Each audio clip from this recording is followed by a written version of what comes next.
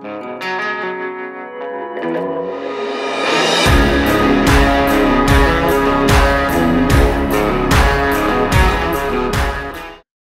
welcome to Crownsmen Agriculture. I'm your host, Jared Downey. Joining me is Gowdy Molina. Hello, Gowdy. Hello. There's a little bit of irony that we're doing a ag show today when all this footage is coming out. You will not be seeing this. Will be cleaned up by the time we're release this episode. Yeah. But what's going on in our neighbors in Abbotsford in British Columbia is absolutely wild. Yeah. Footage of neighbors helping each other save the cattle and that from all the flooding. But it's also a testament to agriculture. So proud to be doing a show about that today. Mm-hmm. Of course, again, you might be seeing this a couple weeks after that happens, but yeah, it's quite something to see. And our thoughts are with everybody.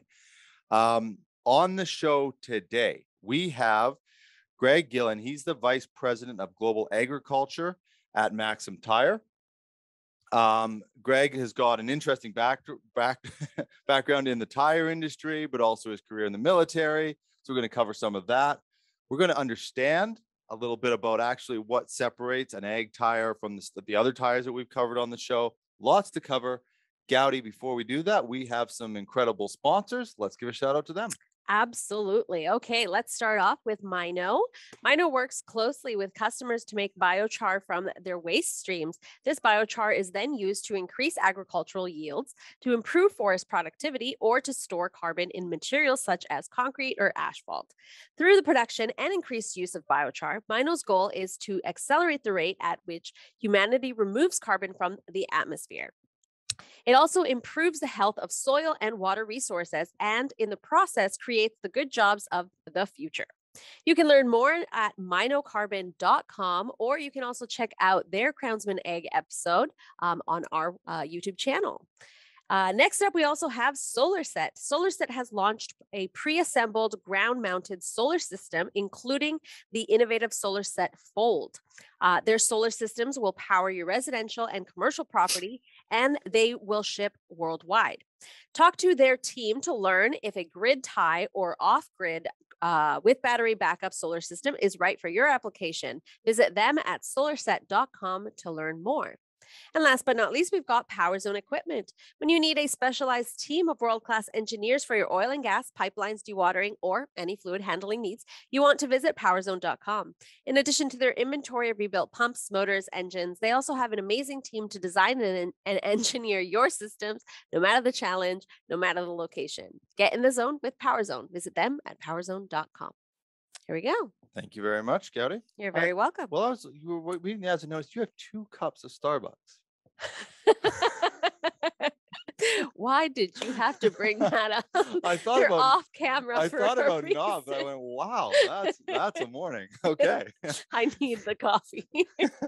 Greg, welcome to the show. It's great to have MAXAM on. We love doing the ag shows. I grew up around a lot of ranches and farming. And myself am not an expert in it. So it's always great to have people with a background in it. So welcome to the show.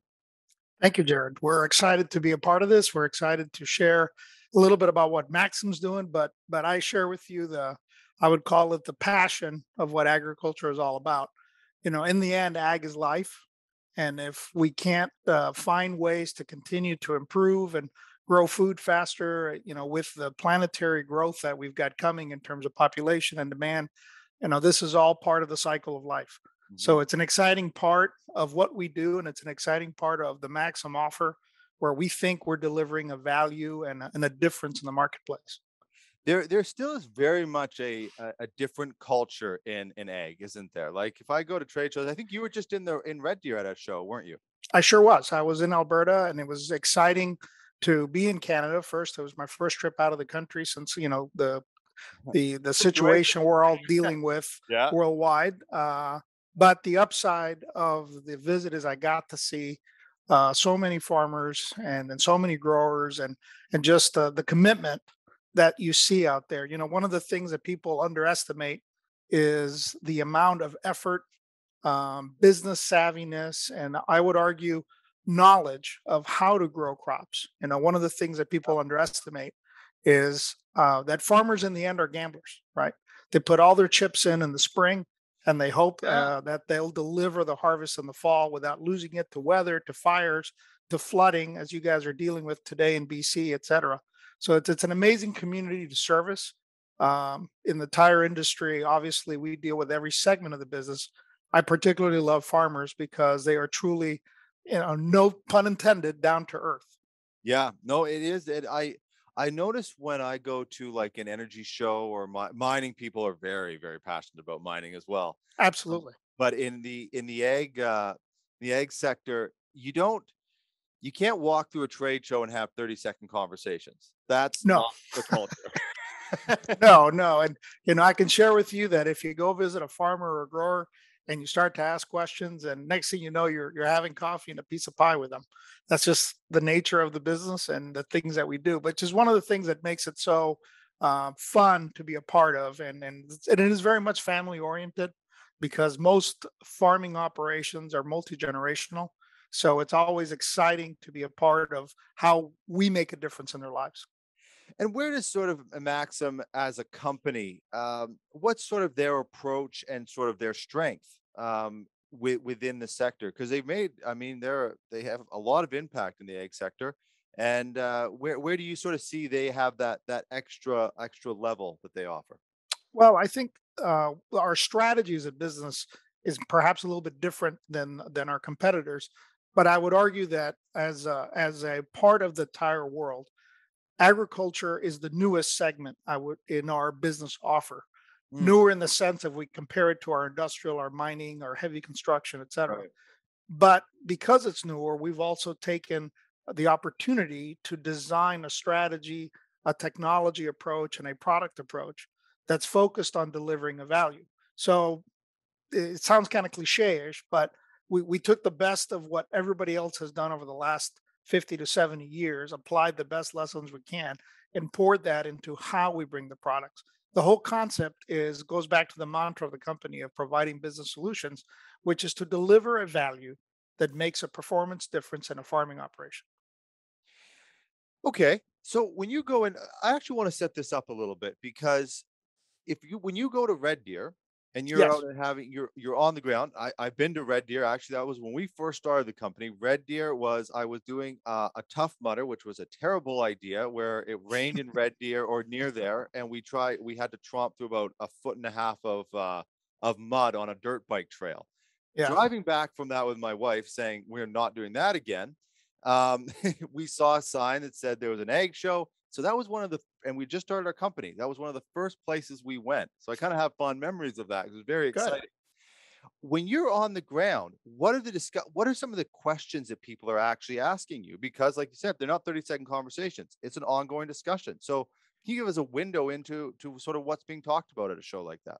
Well, I mean, obviously, I would call there's some recurring themes that surface. The one theme that currently is impacting the ag world as a whole is obviously the market explosion that's happening worldwide with crop prices, which Mm, is driving up availability of product and demand, et cetera. So I would say that's kind of hovering over the surface. But the three things that consistently surface when you talk to growers and farmers, and obviously it's a two-part community to the agricultural world.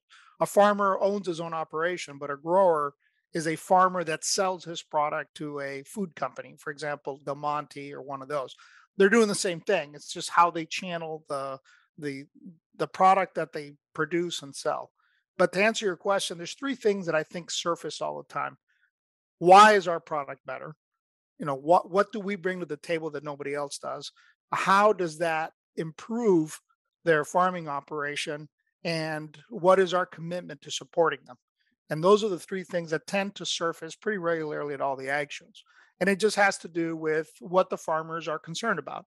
And the biggest issue with any operation is the kind of the dichotomy of providing a traction solution that it gets them through the field faster without compacting the soil. right. Because if you compact the soil, then you impact their ability to achieve yield. And the yield is what drives a farmer, right? The difference between 2 ears of corn on a stalk or 3 ears of corn, because the soil is not as compacted, can mean a 15-20% increase in their yield and in the volume of product that they're able to bring to market. So all of that kind of shares in itself depending on where they're at and their farming operation and the crops that they're growing. So this is more what you just touched on is more of a design approach. Like if you're talking in the mining industry, that's I mean they're actually monitoring tires because it's such an impactful part of and it's such harsh conditions. Where it's Absolutely. and now is it a little bit of a different? So it's a different thing that they're looking at in ag, or are they looking like are they actually tracking okay tire wear in the agriculture No, I would sector? argue, yeah, I think it's a very good question. When you look at it, a mine is a growing living thing in that mining operation evolves and changes as they pursue where the core minerals are, right? So you essentially move the mountain from left to right or right to left, you go deeper, higher, etc. So it's constantly evolving. The challenge with tires and mining is you have to monitor the conditions, the work conditions to ensure that you're always using the right tires and the right products. Agriculture is a little bit different only in the sense that the machine dictates the size of the tire, the horsepower, etc., which is then using whatever attachment they're using. What's changing is with the advent of GPS, satellite technology, just some of the different pieces of the pie that the OEMs are providing, the farmer's use of science is becoming a little more integrated. Now they've got um, what do we call it, drones and sensors that can measure the depth of the soil, can tell Right. them how deep a seed needs to be planted. So all that impacts how the tires operate. The challenge is always for us is making sure that they optimize the best possible tire size, the best possible air pressure, the best possible utilization of the product, such way that they can get the maximum result, no pun intended, out of the tire and into what they need to do with the machinery. So do you actually walk through the design? Like, is there actually farmers coming and saying, and I want to highlight a couple of the actual product lines. Are they looking, I mean, they've obviously been farming for years as well. So they're coming. Do they look at the tire and go, that design will work in our field? Or you have like, do you actually have to go into like the different types of soil they have? So that's going to apply better for a different, application. Like, are you walking them through all of that process? Absolutely, Jared. I mean, part of the conversation is to show them, and it's cliche-ish, but again, it's to show them the features and benefits of the product. Everything we put into the design of the tire has a purpose. It's not just there randomly, to look real exciting. It's designed to deliver a certain value expectation the product brings to the table.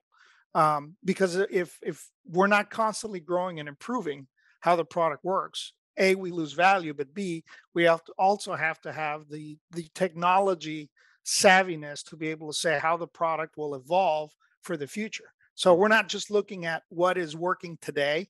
We have to project our products to what it'll do today, tomorrow, and in 5 years or 10 years. Ultimately, that is the objective. So, in short words, yes, that conversation happens.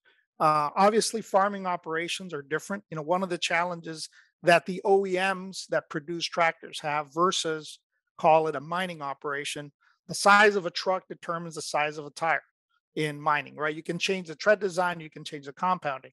In agriculture, just to give you an example, the John Deere factory, and I'm going to use John Deere just as an example, for their 7 or 8,000 series mechanical front wheel drive tractor, can have up to 28 different tire combinations depending Wow. on how and where that tractor is going. Mhm. Obviously, row crop farming for corn and soybeans is completely different than dryland farming, which is what you tend to have in Alberta and in Western Canada as related to small grains, barleys, wheat, etc. So every soil condition, every tire combination, every air pressure, everything changes depending on what you're farming and how you're farming. So we have to design tires and we have to design features and products that meet all of those needs and then adapt them as needed in the field to meet that particular farmer's needs. So this is actually, so this leads me to a question. If a farmer goes and buys a new tractor, I mean, they're not sitting, do they have 28 options that then they pick what they're buying off the shelf and they leave Yes, with that? Or do they ever come to you and actually are they switching tires they, or they just can. for I mean, different applications that they have on site? Like, are they getting into that much? well, obviously, the most farmers will rely on the advice of their dealers or their fellow farmers. The dealers tend to sell the product that's optimized for their markets. right? So they might have 27 different tire combinations in the offering, but they know based on how they farm, where they farm, the type of crops they're farming, here are the top 3 combinations. What you'll see happening at times with farmers is down the road, they buy a new planter, they buy a new ripper, they buy something else that perhaps it's a different offer because the farm is changing or they want to do something faster. That might drive a tire change. So one of the things that we help with the dealers and with the OEMs is then to show them the technical specs to change to either a wider tire, a taller tire, depending on what they're trying to do, to stay within the mechanical ratio of the tractor and be able to deliver the footprint and the traction they desire. Remember, in the end, it's all about traction and reducing compaction, right? Right. The more you can track those two things, which are counterintuitive, right? Because traction, you want to go faster or you want to be able to employ the machine better, which consumes less fuel. But more importantly, you want to reduce the soil impact equation because that impacts their final bottom line, which is yield, which is getting more product out of the ground faster, efficiently, which delivers a value. Let's walk through a couple of the actual product lines. The the the AGRIXTRA, that's an interesting name. AGRIXTRA. How do you say that? AGRIXTRA is what we call Extra. it. Oh, you're doing it. Okay. AGRIXTRA. Right. Okay. I was Emphasize on the X as an got you. AGRIXTRA. I'm reading it as a typed out word, so I'm like, probably should have got that right from the bat. But anyway, that's my bad.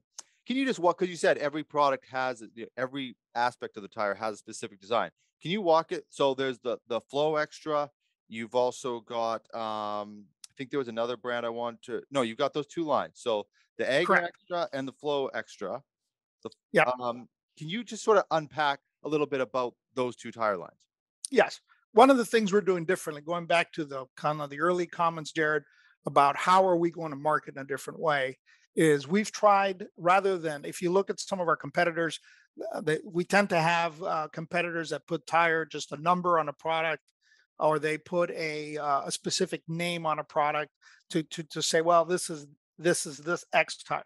We grouped all of our products under one family. We call it AGRIXTRA, and then we tailored the offering into a subfamily of aspect ratios. Yeah. What that means is it's related to the tire dimension. So from a market standpoint, from a dealer standpoint, from an end user, farmer, grower standpoint, it's easy identification. Anything that's an AGRIXTRA in our product offering is essentially geared to the 5 top machinery fields, whether that's a mechanical front wheel drive tractor, whether that's a 4-wheel drive tractor, whether that is a self-propelled sprayer, whether that's a combine harvester or a flotation machine. All of our tires are designed to fit that machinery. Then we sub-tailor it by aspect ratio in terms of how the tire sizing is. That allows both the dealers and the farmers to dive into the detail and say, okay, I start at the top and I work my way down to what size do I need based on the application. The other thing it helps us to do is also to uniformly have a common tread design that we are confident works in every application. The FLOTXTRA is our flotation solution tire. This is a market that's continuing to evolve worldwide. I would argue that in Europe, it's significantly more radialized. So that's the difference between a radial and a bias tire. It's in the casing construction of the product. And that just has to do with the fact that farming operations in Europe are required to operate up and down highways and paved roads, Uh, which we have less of that restriction in, call it the New World, South America, North America, or even Asia, in terms of the restrictions on ag equipment. In Europe, they have to abide by certain speeds and loads because they're on highways. right. So, part of the design strategy with our products is to create products that are not just tailored to a specific product or a specific application, but also tailored to a global audience, right? We have to meet the need here, there, et cetera, and be consistent worldwide.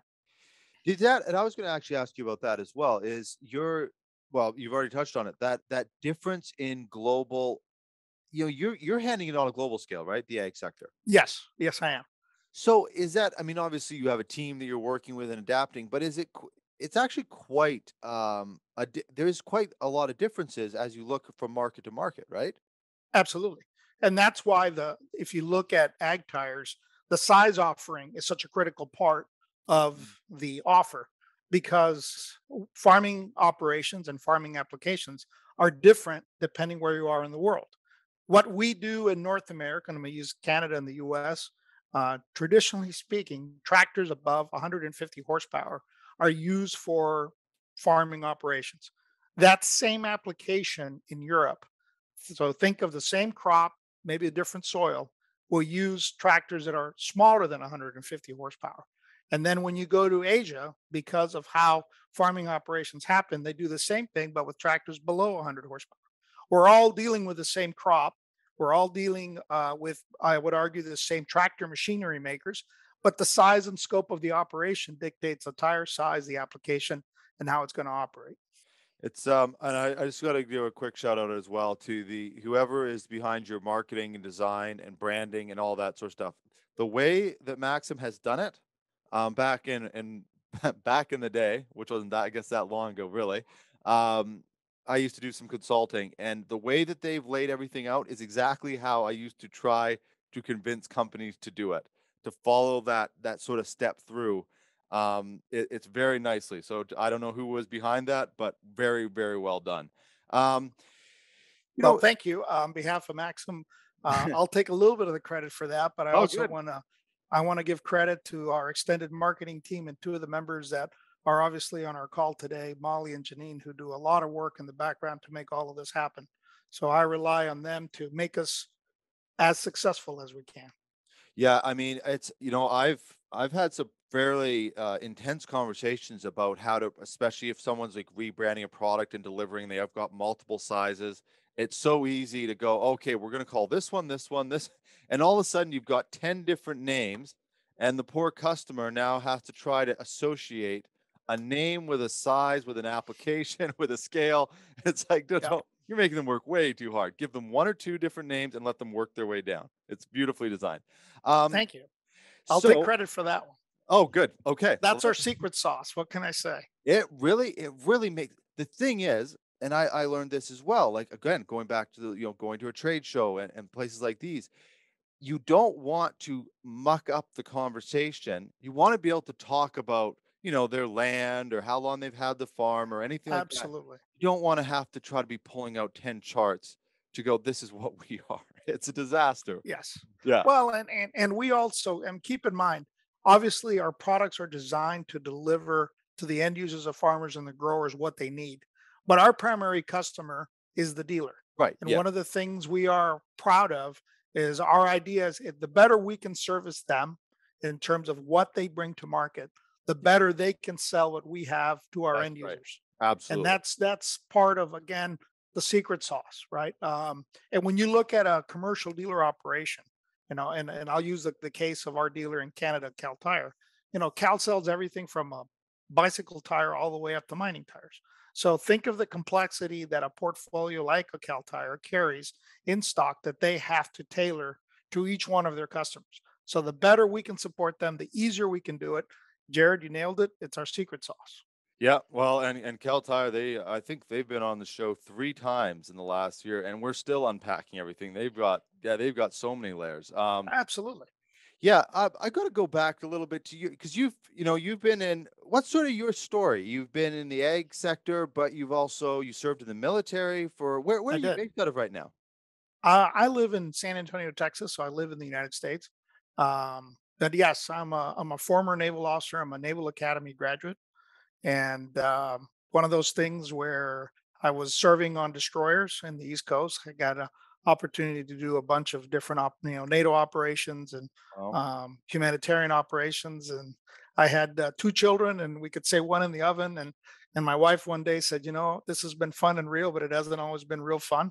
And that's just the nature of being in the Navy. That uh, we're a forward deployed force, which means we were constantly at sea. So as a result of that, I decided, well, I wanted to do something else, and I started interviewing. And the irony of it all is when I first left the Navy, it was between John Deere, and at the time I ended up working for Michelin. And I ended up going to Michelin, and because I speak various languages, I ended up doing an international expat assignment in mining. As a matter of fact, it took me to South America for a number of years, to Argentina, And then I came back and did other roles, both in mining, and then inevitably entered the OE world, which allowed me to work with great companies that produce just some of the best ag equipment in the world, John Deere, Case, Agco, Kubota, et cetera, that exposed me to the ag world, and the passion of what that all is. And so I ended up serving active duty about 12 years and another 3 to 4 years in the reserves, and then kind of pursuing the tires. And I've been at this now for 20 plus years.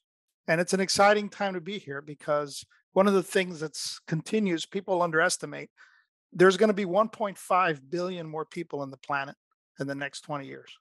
And we have to produce food worldwide to feed all these people. So it's really it's not just a challenge, it's an opportunity. It's all about improving what we do, how we do it, creating sustainable solutions that will allow us to feed all those people that are coming. It's a matter of time. Yeah, and it's probably one thing that we should all be able to agree on. That we need to feed people. Absolutely. Absolutely. Um, So I've had a few guests out of Texas. Now I'm not sure if you were originally from there, but I've noticed that out of Texas, I don't think there's any secret. There's a lot of military people that come out of there. Do you have sort of any insight as to what that culture is that sort of motivates people to join the military? I mean, the commitment to the Navy. I mean, it is you're gone so much just as a work as a job. It's quite yes. demanding. But then also you're actually serving in a military unit. So what is sort of part of that culture? Well, I'm going to speak to it in three ways. One, I'll speak to my own family. My father was a Korean War veteran. My grandfather fought in World War One. I was in Canada for Remembrance Day, and shout out to to Canada as a whole. I would say that it was very classy to be a part of the Remembrance Day celebration. And I'm getting choked up about it just because it reminds me of duty and how so many of us that have served. It's not about the money, it's about the opportunity to do something that makes a difference. But to answer your question, I think Texas within the U.S. is a unique culture. We're a blend of many cultures around the world. I mean, if you go and look at Texas history, Texas was an independent republic for 10 years after it broke off from Mexico, and then it joined the Union. It's a very integrated state in terms of the people that live here. A lot of people don't know this, but there were plenty of Spanish or Mexican families that died in the Alamo. It wasn't just the Davy Crockett and the heroes that are televised by John Wayne. There were plenty of other people that were a part of that believed in what Texas is all about. So Mhm. I would say that Texas has a unique culture within the U.S. I love living here. I love being home. This has been my family home, although I grew up overseas because my father was with the U.S. government in the State Department. So I grew up in international places. And my ethnic background, my mother's from South America. So that's part of the reason why I speak various languages. But to make a long story short, Texas is just part of the DNA of my family and the DNA of what America is. And I would say that there's just a sense of duty in Texas. Now, Texas being one of the largest states in the continuous 48 states, and because of our weather, we have a lot of military operations here, whether it's Army or Air Force. I would say there's more Army or Air Force than there is Navy. There are some Navy sites here, but mostly for aviation training. Um, and then the rest of it is just the things that make a difference in life. I can't speak to specifics. I can only speak for myself. I would say that when I was in high school and decided that I wanted to pursue a military career, I just didn't see myself behind a desk working a job. I wanted to do something that was exciting. And the privilege of being in the Navy and as a graduate of the Naval Academy is a lot of the lessons that I learned as a midshipman at the academy, then as a junior officer on a ship, and then as a department head on a destroyer. All those lessons have served me well every day of my life. The simple stuff like you take care of your troops, you do the right thing when because it's the right thing to do. You do it, nobody's watching. You Mm. reprimand in private, you praise in public, you lead by example. And I know those are all cliches, but it's all very true because human nature is human nature. And the more we abide by those types of values and integrity, one of the things that I love about what we're doing with Maxim is we work hard to deliver the absolute best that we can and try to do it with the absolute best integrity. We're still human. Things are going to go wrong. Things are going to, go south. It's how we handle those things that differentiate not just ourselves, our brand, but also our commitment to the industry. That's yeah. I'm glad I asked that question. Let's put it that way.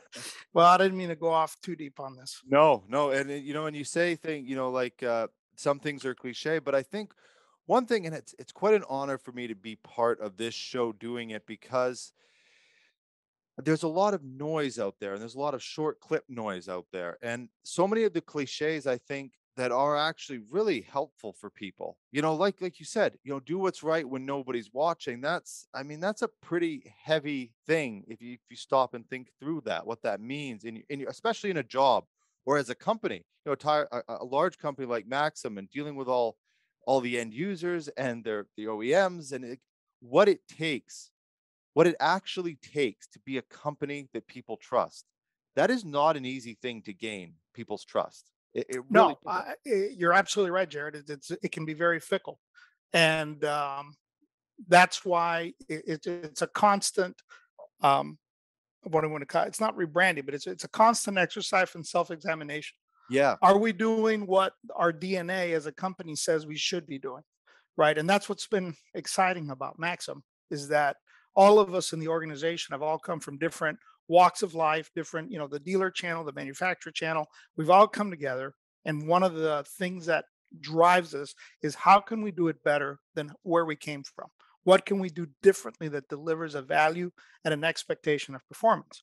But on a bigger scale, one of the things that I think society today, and I would argue it's probably, as you put it, the snippet of social media, not to badmouth social media, but just to say that people don't necessarily look at the context of a situation, right? yeah, And you exactly. have to look at the history. You have to look at how did you get here, so you know what you did right, you know what you Yeah. did wrong, and then you can pick the direction of where you want to go. And that's all part of the strategy of how we as Maxim go to market, right? What can we do better that perhaps didn't work as well in a previous life and take it to the next level with the ultimate objective of delivering a value and a performance solution that's different than what our competitors bring to market.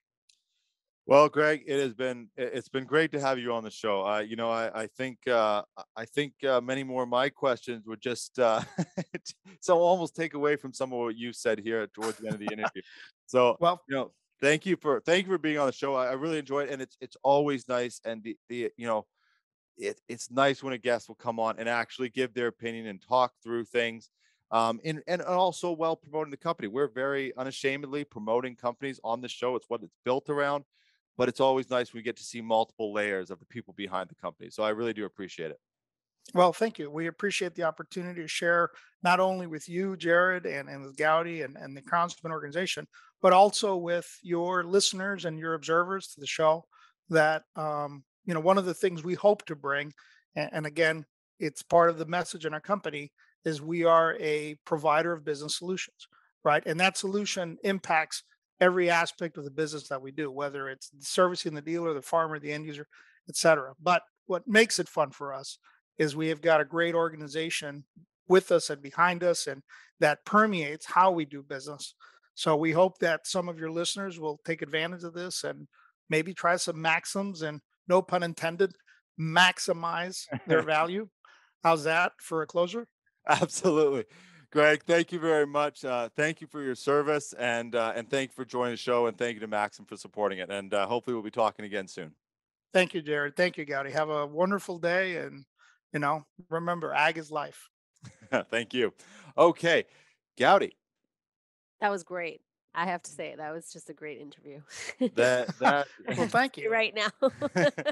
lots of fun, and extra layers beyond just the product, which I think enhance the product, in my personal opinion.